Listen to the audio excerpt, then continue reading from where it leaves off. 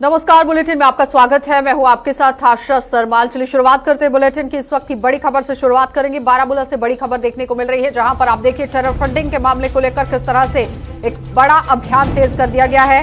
Terror funding मामले में state investigation agency का अभियान यहां पर तेज हो गया है और पूरी तरह आप देखिए बारामूला, कुपवाड़ा और पुंछ जिले के अंदर एसआईए ने छापेमारी का सिलसिला बदस्तूर जारी कर दिया है। बारामूला में 2, कुपवाड़ा में 3 और पुंछ में एक ही जगह पर यहां किस तरह से कार्रवाई की गई है, ये आपके सामने इस वक्त की बड़ी अपडेट जिला बारामूला से देखने को मिल रही है, जहां पर बारामूला में 2, कुपवाड़ा में 3 और पुंछ में एक ही जगह पर कार्रवाई की गई है। इस वक्त आप देखिए एसआईए किस तरह से यहां पर सक्रिय मोड में नजर आ रही है। टेरर फंडिंग मामले को मद्देनजर रखते हुए एक एक करके यहां पर तलाशी अभियान किए जा रहे हैं। छापेमारी का सिलसिला बदस्तूर जारी रख दिया गया है और उसके साथ ही आप देखिए जिन लोगों के तार इस पूरे मामले से जुड़ते हुए नजर आ रहे हैं, उनकी कई तरह से गिरफ्तारियां भी पहले की गई है। लेकिन अब आप देखिए टेरर फंडिंग के मामले को मद्देनजर रखते हुए किस तरह से एसआईए जो है वो सक्रिय मोड में आ गई है और पूरी तरह काम जो है वो अपना जारी रखे हुए है। क्योंकि बारामूला, कुपवाड़ा और पुंछ जिले की बात करें तो यहाँ स्टेट इन्वेस्टिगेशन एजेंसी की तरफ से छापेमारी का सिलसिला बदस्तूर जारी कर दिया गया है।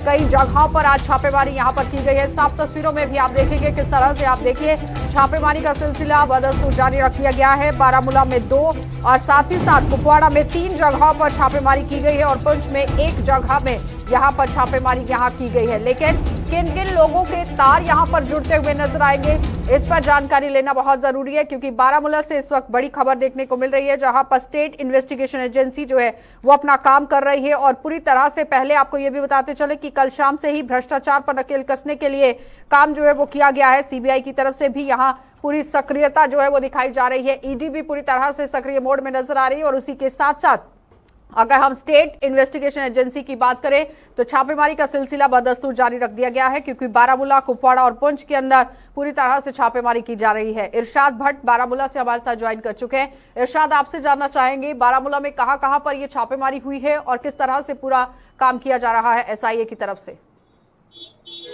बिल्कुल आशा, अगर हम जिले बारामूला के मुख्तलिफ इलाकों की बात करें जहाँ पे आज एसआई की तरफ से जो यहाँ पे कार्रवाई अमल पे लाई गई, क्योंकि ये पता जाता है स्टेट इन्वेस्टिगेशन एजेंसी, इनको ये पता चला कि यहाँ पे टेरर फंडिंग के साथ साथ जो मिलिटेंसी जो फंड्स है उसमें ये कुछ लोग जो है मुलविस है। हालांकि उसके बाद जो है इनके घरों पे जो है छापामार कार्रवाई के दौरान कुछ दस्तावेज जो है बरामद किए गए और कुछ मोबाइल फोन के साथ साथ चेक्स भी जो है यहाँ पे रिकवर किए गए। फिलहाल जो है इन्वेस्टिगेशन लगातार जारी है। अगर हम जिले बारामूला के साथ साथ चाहे हम कुपवाड़ा की बात करें या रफियाबाद, रखपुरा की बात करें, इसके साथ साथ राजौरी, पोस्ट की बात करें, वहां पे जो है ये कार्रवाइयां जो है अमल में लाई गई। फिलहाल जो है किसी की गिरफ्तारी अमल में नहीं लाई गई और ये कहा जाता है सूत्र के मुताबिक कुछ इनके घरों पे जो है जब छापामार कार्रवाई के दौरान कुछ मोबाइल फोन के साथ कुछ चेकबुक और इसके साथ और मजीद जो है कवर किए गए। टेरर फंडिंग का मामला बताया जा रहा है इरशाद,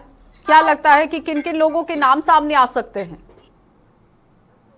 बिल्कुल, अभी किसी का नाम जो है सामने नहीं आया। ये बताया जाता है टेरर फंडिंग के साथ साथ जो एलओसी ट्रेड यहाँ पे चलता था उसमें ये मुलविस पाए गए। फिलहाल जो है एसआई की तरफ से जो है इन्वेस्टिगेशन लगातार जारी है। कई दिनों से जो है एनआई की तरफ से या एसआई की तरफ से या इसके साथ साथ एसीबी की तरफ से जो है छापा कार्रवाई जो है वो लगातार जो है जारी है जिले बारामूला के मुख्तलिफ इलाकों में। पिछली दफा आपको याद होगा यहाँ पे एसीबी की जानिब से जो छापामार कार्रवाई के दौरान जो है एडब्ल्यू के साथ साथ जेई को जो है अपने हिरासत में लिया है। उसके बाद जो है तहसील ऑफिस बारामूला में जो है एक ऑर्डरली जो एम्प्लॉय है और इसके साथ साथ दूसरा जो वहां पे एम्प्लॉय था उसको गिरफ्तार किया गया और कुछ जो है दस्तावेज भी बरामद किए गए। और हालांकि ये पता जाता है उन्होंने वहां पे जो है रिश्वत तलब की।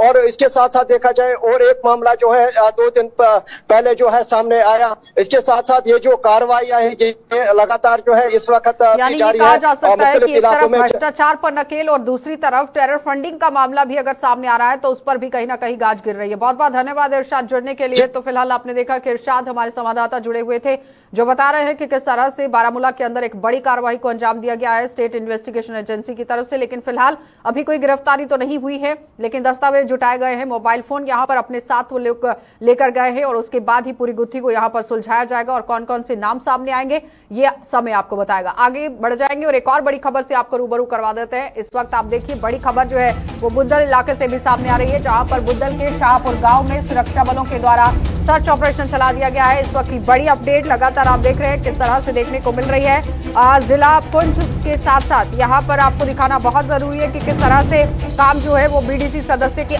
आवास पर मंगलवार रात को यहाँ हुआ है, क्योंकि पथराव वहां पर कर लिया गया और बीडीसी ने गोलाबारी करने के साथ साथ किस तरह से अपना बड़ा दावा यहाँ पेश किया है वो भी आपको दिखाना बहुत जरूरी है, क्योंकि बुद्धल के शाहपुर गांव में सुरक्षा बल अब यहाँ सर्च ऑपरेशन चला रहे हैं और बीडीसी सदस्य के आवास पर मंगलवार रात को यहाँ पथराव हुआ था और बीडीसी ने गोलाबारी किए जाने के बाद भी यहाँ किस तरह से दावा सामने रखा है ये बड़ी बात है। इस वक्त आप देखिए पथराव किन हालतों में यहाँ पर हुआ है, क्या कुछ कार्रवाई पुलिस की तरफ से की गई है, इस पर जानकारी जुटाना बहुत जरूरी है कि आखिर किस तरह से वहां पर ये बड़ी घटना को अंजाम दिया गया, क्योंकि बीडीसी सदस्य के आवास पर मंगलवार रात को पथराव हुआ था और गोलाबारी करने यहाँ किए जाने का भी दावा जो है वो पेश किया जा रहा है कि यहाँ जो गोलाबारी है वो भी की जा सकती थी। लेकिन उससे पहले आप देखिए पथराव यहाँ पर किस तरह से हुआ है, दावा भी किया जा रहा है गोलाबारी को लेकर, लेकिन कितनी सच्चाई है, किस तरह से पूरी जानकारी है वो भी आपको दिखाएंगे। लेकिन बुद्धल के शाहपुर गांव की यहाँ पर आपको पूरी खबर दिखा रहे हैं, जहां पर सुरक्षा बलों ने सर्च ऑपरेशन शुरू कर दिया है कि आखिर कौन ये संदिग्ध लोग थे जो यहाँ पहुंचे हैं और इसके आवास पर पत्थरबाजी का सिलसिला शुरू कर दिया गया।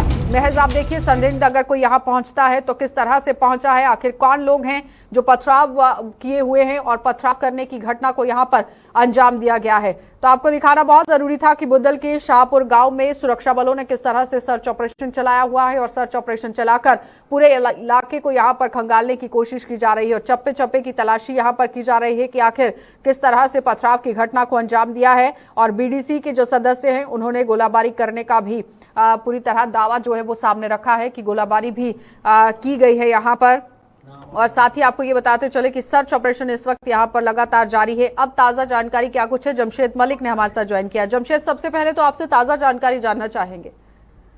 जी बिल्कुल, इस वक्त भी सर्च ऑपरेशन इस इलाके में पूरी तरह चल रहा है, क्योंकि देर रात का ये मामला सामने आया था। एक सुभाष चंद्र नामी एक शख्स है जिसके घर पे पिछले 2 दिन से नामालूम अपराध की तरफ से पथराव किया जा रहा था। देर रात को फिर एक बार ये पथराव का सिलसिला शुरू हुआ, जिसमें सुभाष चंद्र नामी एक शख्स जख्मी हुआ और उसके बाद इसने अपनी बीडीसी गन के पास फायर करना, ओपन हवा में फायर करने शुरू किए। 6 से 7 फायर इसने अपनी गन से किए और उसके बाद इसने ये क्लेम किया कि उस पर भी फायरिंग की गई है सामने से, जिसके बाद फौरन मौके पर आर्मी और जम्मू कश्मीर पुलिस भी पहुंची और पूरे इलाके में रात से घेरे में लिया गया और सुबह से इस इलाके में सर्च ऑपरेशन चलाया जा रहा है। क्योंकि ये वही इलाका है गुरुजी जहां 1-2 महीना पहले भी एक ग्रेनेड थ्रू हुआ था, जब एक शादी की तकरीब खत्म होने के बाद जो टेंट हाउस की गाड़ी सामान ले जा रही थी उस पर ग्रेनेड दागा गया था, जिसके बाद उस मामले को हल कर लिया पुलिस ने, जिसमें बुद्धल से ताल्लुक रखने वाले मिलिटेंट को हिरासत में लिया गया था, तालिब शाह जिसका नाम था, जिसके साथ और भी लोगों को जमशेद, ये भी जानना चाहेंगे कि जिस तरह से बुद्धल शहर की अब खबर सामने आ रही है, कोई सीसीटीवी कैमरा वहां पर है आसपास, कहीं उस फुटेज को खंगालने की कोशिश की है कि आखिर कौन संदिग्ध लोग हैं और किस तरह से पथराव वहां पर हो रहा है?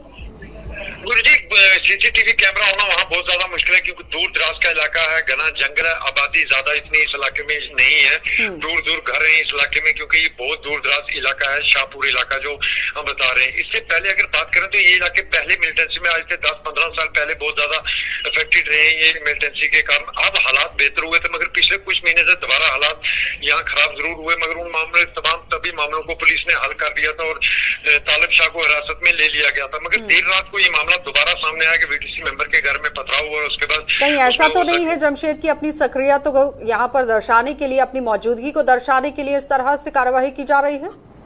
बिल्कुल गुरुजी, इस एंगल को भी पुलिस देखेगी जरूर, क्योंकि पथराव जिस तरह हो रहा है इसमें ये भी कह सकते हैं कि कोई लोकल भी हो सकते हैं या कोई और भी लोग भी हो सकते हैं, कोई पर्सनल रंजिश, वो भी पुलिस उस एंगल से भी इसको देख रही है। पूरा इलाका छान रही है पुलिस, क्योंकि रात से इस इलाके को घेरे में ले लिया गया था, क्योंकि इसकी तरफ से ये क्लेम किया गया था कि आगे से इस पे दोबारा फायरिंग की गई है, जिसके बाद ये सारा मामला काफी गर्म हुआ और इस वक्त बड़े पैमाने पे इस इलाके में सर्च ऑपरेशन चलाया जा रहा है। गुरुजी, चलिए, बहुत बहुत धन्यवाद जमशेद जुड़ने के लिए।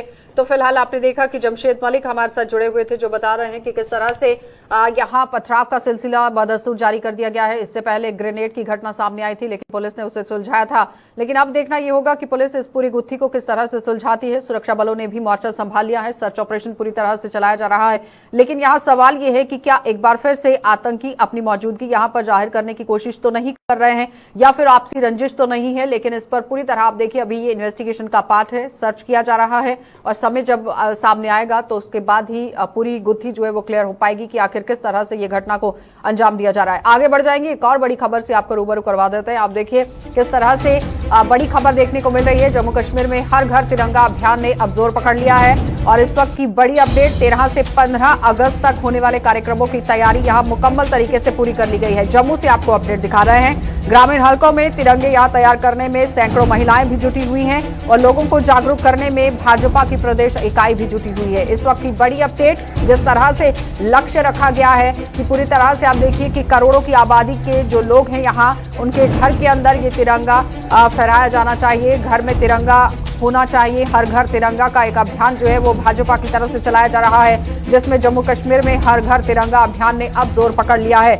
और 13 से 15 अगस्त तक होने वाले कार्यक्रमों की तैयारी पूरी कर ली गई है। और ग्रामीण हलकों में तिरंगे तैयार करने में सैकड़ों महिलाएं जुटी हुई हैं, और लोगों को जागरूक करने के लिए भाजपा की प्रदेश इकाई पूरी तरह से काम कर रही है। साफ तस्वीरों में आप देखिए महिलाएं किस तरह से बढ़ चढ़कर भाग ले रही हैं। आज दिल्ली के अंदर भी सांसदों की तरफ से रैली निकाली गई है, तिरंगा रैली वहां पर निकाली गई। लेकिन जम्मू के अंदर भी हर घर तिरंगा को लेकर किस तरह से अभियान तेज कर दिया गया है, और जम्मू में भी आज आप देखिए तिरंगा रैली की शक्ल में ही किस तरह से काम यहाँ पर किया जा रहा है, और इस अभियान ने पूरी तरह से जोर पकड़ लिया है। महिलाएं पूरी तरह इसमें काम करती हुई, भाग देती हुई नजर आ रही है। लोगों को जागरूक करने की कोशिश की जा रही है, ताकि 13 से 15 अगस्त तक हर घर के अंदर तिरंगा पहुंचे और वहां पर ये तिरंगा फहराया जाए।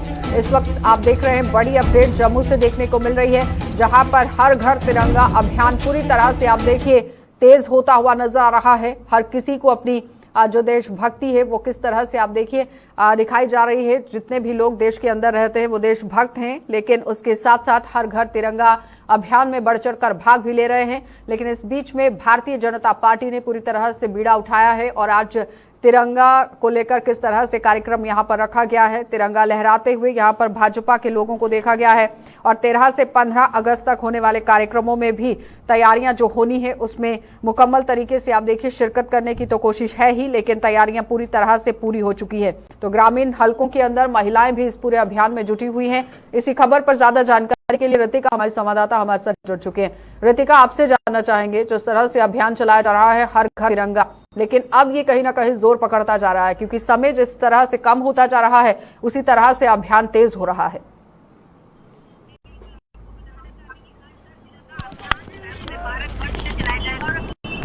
जम्मू कश्मीर की बात करें, जोरों शोरों से तैयारियां जो है वो हर तरफ हमें देखने को मिली है। सरकार जो है वो तिरंगों के साथ सज चुके हैं, और हर एक घर में तिरंगा पहुंचाने को लेके तैयारियां जो है वो भी सुचारू रूप से की जा रही है। इसमें ग्रामीण क्षेत्रों में किस प्रकार से तिरंगा पहुंचाया जाएगा, किसे किसे ड्यूटी दी जाएगी, वो सब चीजों का जो एक मैप है वो भी तैयार कर दिया गया है। शहरों में किस प्रकार से पहुंचाया जाएगा, और कुछ ऐसे स्टॉल भी लगाए जाएंगे जहाँ पे तिरंगा 20 रुपए प्रति तिरंगा के हिसाब से आपको देना होगा, क्योंकि ये रेट फिक्स किया गया है एडमिनिस्ट्रेशन की तरफ से। और ऐसे में जो भी वीर जवान है उनके घरों की पहचान की जाएगी, और उनके घरों पे जो पुलिस बैंड है वो भी बजाया जाएगा। और काफी एक सम्मानजनक बात है कि हर एक घर जो है वो तिरंगे से जो लहराता हुआ है इस बार 13 अगस्त से लेके 15 अगस्त तक लगातार दिखेगा। लेकिन इस बीच में यहाँ पर आप देखिए, देखने वाली बात यह है कि ग्रामीण महिलाएं भी यहाँ पर जुटी हुई है। ग्रामीणों की जितनी भी महिलाएं हैं वो पूरी तरह से तिरंगे बनाती हुई देखी गई है। जी बिल्कुल, तिरंगों को हर एक घर पहुंचाना है। यहाँ पे आबादी काफी ज्यादा है, इसीलिए इसी कार्य में निपुण जो लोग हैं वो पूरे तरीके से, क्या स्त्रियां क्या पुरुष, हर कोई जो है ये तिरंगे बनाने के कार्य में जो लोग माहिर है वो कार्य को पूरी तरह से सहयोग दे रहे हैं, ताकि जल्द से जल्द इस मुहिम को पूरा करने के लिए पर्याप्त रूप से तिरंगे जो है वो यहाँ पे मिल सके, और किसी भी प्रकार की कोई कमी जो है वो इस मुहिम में ना आए। चलिए ऋतिका, बहुत बहुत धन्यवाद जुड़ने के लिए। तो फिलहाल आपने देखा कि ऋतिका हमारी संवाददाता हमारे साथ जुड़ी हुई थी, जो बता रही है कि किस तरह से तिरंगा अभियान जो है वो घर तक पहुंचाने की कोशिश हो रही है, और उसके साथ साथ ही आप देखिए कि किस तरह से तिरंगा अभियान अब तेजी पकड़ता जा रहा है।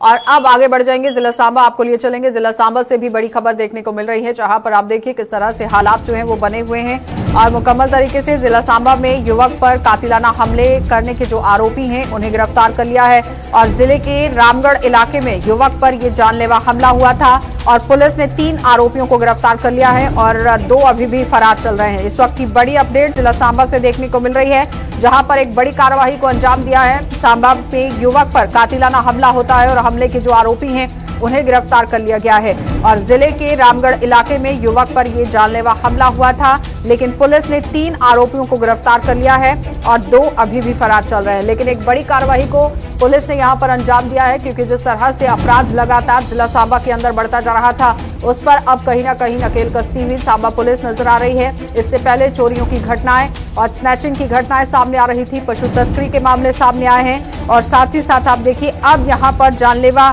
हमले भी होते हुए नजर आ रहे हैं, जिस पर सक्रिय मोड में सांबा पुलिस को देखा गया है। पुलिस ने 3 लोगों को गिरफ्तार कर लिया है, लेकिन 2 अभी भी फरार चल रहे हैं। इस वक्त की बड़ी कार्रवाई जो सांबा पुलिस यहां पर करती हुई नजर आ रही है और सांबा में युवक पर कातिलाना हमले के आरोपी को गिरफ्तार कर लिया गया है। जिले के रामगढ़ इलाके में युवक पर यह जानलेवा हमला हुआ और पुलिस ने 3 आरोपियों को गिरफ्तार कर लिया है। फिलहाल 2 अभी फरार हैं, लेकिन जो फरार हैं उनके लिए भी अभियान पूरी तरह से पुलिस ने यहां पर छेड़ दिया है। लेकिन इस वक्त आप देखिए जो लोग पकड़े गए हैं उनसे किस तरह से पूछताछ हो रही है, क्योंकि जानलेवा हमला किया गया था युवक पर और उसके बाद रामगढ़ इलाके में ये हमला होता है और पूरी तरह सक्रिय मोड में पुलिस जो है वो अब नजर आ रही है। एकदम से यहाँ पर अपराधों पर नकेल कसने की कोशिश हो रही है। इसी पर ज्यादा जानकारी के लिए ऋषि खजूरिया हमारे साथ जुड़ चुके हैं। ऋषि, आपसे जानना चाहेंगे कि आप देखिए लगातार अपराध जो है वो जिला सांबा के अंदर बढ़ता जा रहा था, चाहे वो चोरी की घटना हो, स्नैचिंग की घटना हो, पशु तस्करी के मामले हो, लेकिन अब कहीं ना कहीं आप देखिए पुलिस जो है वो सक्रिय मोड पर नजर आ रही है। जानलेवा हमला होता है लेकिन कार्रवाई को अंजाम दिया है। जिन लोगों को गिरफ्तार किया गया उनसे क्या पूछताछ हुई है? देखिए, बिल्कुल आपको बता दें कि 4 से 5 दिन पहले रामगढ़ सेक्टर में ये जानलेवा हमले का मामला जो है सामने आया था। 26 वर्षीय युवक पर ये जानलेवा हमला किया गया था कुछ अज्ञात लोगों द्वारा। और अज्ञात हम इसलिए कह रहे हैं कि उस समय इन आरोपियों की पहचान नहीं हो पा रही थी और ये कहा गया था कि 4 से 5 लोग हो सकते हैं। उसके बाद पुलिस ने पूरा मामला दर्ज कर आगे की कार्रवाई शुरू कर दी है और जिसमें बताते चले कि ये 3 आरोपी जो है ये अभी तक पकड़ लिए गए हैं, जो पुलिस की हिरासत पे है और इनसे लगातार पूछताछ की जा रही है। लेकिन शुरुआती दौर में ये हमें पता चल पाया था कि रामगढ़ सेक्टर के शहजादपुर इलाके में जब ये पूरा जानलेवा हमला किया गया था, तो उसके बाद कड़ियां जो वो अलग अलग जुड़ना शुरू हुई। ये भी कहा गया कि ये आपसी रंजिश का मामला है और आपसी रंजिश का मामला भी बताया गया। उसके बाद कई अलग अलग एंगल्स भी इसमें जोड़े गए और जिस तरह से पुलिस लगातार इन तमाम आरोपियों की तलाश कर रही थी, 3 आरोपी पकड़े गए जिनमें अलग अलग धाराएं लगाकर जो वो मामला दर्ज किया गया है। आर्म्स एक्ट के तहत भी ये मामला दर्ज किया गया है और 1 से 2 आरोपी की तलाश लगातार जारी है और वो भी लगता है कि जल्द ही पुलिस की गिरफ्त में आ जाएंगे। जो कुछ देर पहले हमारी पुलिस अधिकारी से भी बातचीत इस पूरे मसले पर हुई है। वहीं आपको बता दें कि 2 जो आरोपी भी फरार हैं, उनकी गिरफ्तारी होना बाकी है। एक बाइक भी रिकवर की गई है इनके पास से और ये तीनों आरोपियों ने कन्फेस कर लिया, मान लिया कि हमने ही ये जानलेवा हमला किया है। लेकिन हमला क्यों किया गया, कुछ वजह? देखिए, आपसी रंजिश का मामला बताया गया था और आपसी रंजिश के मसले को देखते हुए पुलिस दोनों अगर एंड पर बात करें, यानी जो एक्यूज पर्सन है उनकी भी लगातार इन्वेस्टिगेशन तो हो ही रही है, लेकिन जिस व्यक्ति के ऊपर हमला किया था, अब जब वो व्यक्ति ठीक हो जाता है, हॉस्पिटल से वापस आ जाता है, तो उससे भी पूछताछ की जाएगी और क्या कुछ चीजें सामने आएगी ये भी देखना होगा। बहरहाल ये जो अटेम्प्ट टू मर्डर का मामला है ये ऑलमोस्ट सॉल्व होता हुआ दिखाई दे रहा है। अगर 5 आरोपी बताए जा रहे हैं कि इसमें शामिल है हमला करने के लिए, 3 पकड़े गए हैं, उनसे पूछताछ जारी है। वो भी खुलासा कुछ ना कुछ जरूर करेंगे कि जो फलान 2 आरोपी फरार हैं वो कहाँ किस इलाके में छुपे हुए हैं। तो उम्मीद है कि 1 आध दिन में या हो सकता है कि आज ही इसमें भी एक बड़ी डेवलपमेंट दोबारा से देखने को मिली, जिस तरह से ये डेवलपमेंट हुई है। 3 आरोपी पकड़े गए हैं और पुलिस जिस तरह से सक्रिय नजर आ रही है, अगर इसी तरह से सक्रिय मोड पर रहती है तो कहीं ना कहीं अपराधों पर रोक लगेगी। बिल्कुल, ये जो क्राइम की वारदातें जिला सांबा में बढ़ती जा रही हैं और अगर एक आम व्यक्ति की बात करें तो एक आम व्यक्ति को मारना काफी ज्यादा आसान इस तरह के शरारती तत्वों के लिए हो गया, यानी डर नाम की चीज रही नहीं है। पुलिस का डर इनको है नहीं और लगातार लॉ एंड ऑर्डर को भी ये खराब करते हैं और जब पुलिस इसमें बड़े स्तर पर इंटरवेन करती है तो कई सारे क्लू सामने आते हैं, कई सारे प्रूफ हाथ में लगते हैं जब पुलिस इन्वेस्टिगेशन करती है और इसके बाद इनको सजा भी होती है। लेकिन आखिर कब तक, क्योंकि ये हालात जो सांबा जिला में इस समय बने हुए हैं, क्राइम का ग्राफ बहुत ज्यादा सांबा जिला में बढ़ गया है। चाहे वो आपसी रंजिशों का मामला हो या और कोई कारण हो सकते हैं, या नशे का कारण है, मोबाइल स्मगलिंग का कारण है, तमाम ऐसी चीजें हैं जो सांबा जिला में इस समय काफी एक बड़े लेवल पर देखी जा रही है। और सांबा का माहौल ऐसा लग रहा है कि शरारती तत्व पूरी तरह से बिगाड़ने की कोशिश कर रहे हैं और यहाँ पर पुलिस को बड़े स्तर पर इंटरवेंशन करना होगा। ऋषि, बहुत बहुत धन्यवाद जुड़ने के लिए। और पुलिस को सक्रियता दिखाने की जरूरत है, जिस तरह से पुलिस यहाँ पर काम कर रही है इस पर गौर फरमाने की भी जरूरत है। लेकिन आपको ये बताते चले कि पुलिस ने इस बार यहाँ सक्रियता दिखाते हुए युवकों को गिरफ्तार कर लिया है। 2 फिलहाल फरार चल रहे हैं, लेकिन एक बड़ी कार्रवाई जो है वो पुलिस की तरफ से यहाँ पर की गई है। आगे बढ़ जाएंगे और सुरनकोट में हाल ही में बारिश और बाढ़ से हुई भारी तबाही से पीड़ित लोगों ने सरकार के खिलाफ अब मोर्चा खोल दिया है। इन लोगों ने सरकार पर अनदेखी करने का आरोप लगाते हुए पिछले 3 दिनों से वो खाने और पीने के जो पानी है उनके लिए तड़प रहे हैं, लेकिन सरकार उनकी तरफ कोई ध्यान नहीं दे रही है। और प्रदर्शन की अगुवाई कर रहे डीडीसी सदस्य सुरनकोट शाहनवाज चौधरी ने आरोप लगाया है कि यूटी सरकार एक और यहाँ जम्मू कश्मीर के लोगों को खुशहाल बनाने के बड़े बड़े दावे कर रही है, लेकिन वहीं पिछले 3 दिनों से सुरनकोट के लोगों को रोजी रोटी और साथ ही साथ आपको बताते चले कि यहाँ पर पानी के लिए भी वो लोग तरस रहे हैं, यानी रोटी और पानी दोनों के लिए वो तरस रहे हैं। उन्होंने चेतावनी दी है कि जब तक सरकार पीड़ित लोगों के लिए राहत पैकेज की घोषणा नहीं करती तब तक धरना प्रदर्शन इसी तरह से जारी रहेगा।